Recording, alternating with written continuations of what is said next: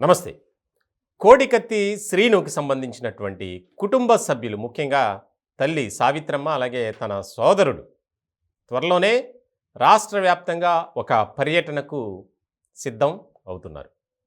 ముఖ్యంగా విశాఖ ఎయిర్పోర్ట్‌లో ఏదైతే అప్పటి ప్రతిపక్ష నేతగా ఉన్నటువంటి వైఎస్ జగన్మోహన్ రెడ్డి గారి మీద కోడికత్తి దాడి. ఆ కేసులో జానిపల్లి శ్రీనివాస్ అలియాస్ కోడికత్తి శ్రీను. అతను 5 ఏళ్లుగా జైల్లోనే ఉన్నాడు. అతనికి బెయిల్ రానటువంటి పరిస్థితి.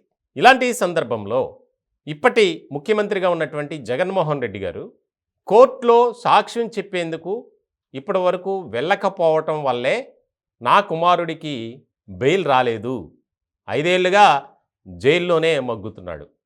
ఇది వారి డిమాండ్. ప్రధానంగా ఆయన కోర్టుకు వెళ్ళి సాక్ష్యం చెబితే నా కుమారుడు ఎలాంటి తప్పు చేయలేదు అని బయటకు వస్తాడు. ఇలాంటి సందర్భంలో చాలా కీలకమైనటువంటి పరిణామంగా మారింది. వాస్తవానికి విజయవాడలో జనవరి 18 నుంచి 21 వరకు ఆమరణ నిరాహార దీక్ష చేశారు.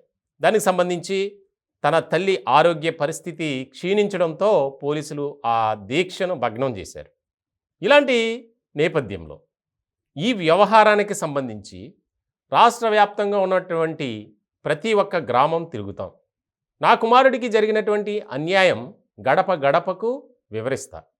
వైఎస్ఆర్సీపీ కావాలనే ఈ విధంగా చేస్తుంది. దళితులమైనటువంటి మమ్మల్ని కావాలని ఇరకాటంలో పెట్టడానికి, తాను నా కుమారుడు ఎవరైతే ఉన్నారో శ్రీనివాస్ బెయిల్ రాకుండా బయటికి రాకుండా చేసేందుకు జగన్మోహన్ రెడ్డి గారు ప్రయత్నం చేస్తున్నారు. కాబట్టి ఇప్పటికైనా స్పందించి కోర్టుకు వెళ్ళి సాక్ష్యం చెప్పకపోతే నేను చావటానికైనా సిద్ధమే, న్యాయ పోరాటాన్ని మాత్రం నేను ఆపేది లేదు అని ఇటీవల కోడికత్తి శ్రీను తల్లి చెప్పారు. చాలా కీలకంగా మారబోతుంది. వచ్చేది ఎన్నికల సమయం.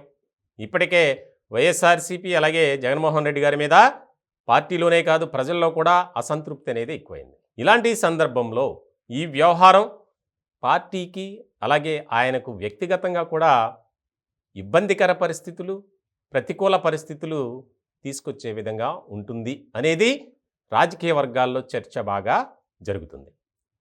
5 ఏళ్లుగా పోరాటం చేస్తున్నారు. బెయిల్ కోసం ఎన్నో ప్రయత్నాలు చేస్తున్నారు.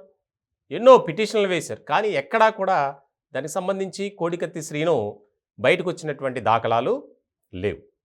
ఇలాంటి సందర్భంలో ఫిబ్రవరి 2వ తేదీ నుంచి రాష్ట్ర వ్యాప్తంగా మేము పర్యటిస్తాం, ప్రజలకు వివరిస్తాం.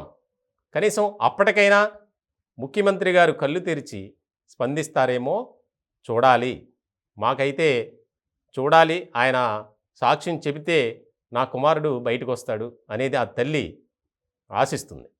మరి ఎలాంటి పరిణామాలు చోటు చేసుకుంటాయనేది ఇక్కడ కీలకంగా మారినటువంటి అంశం.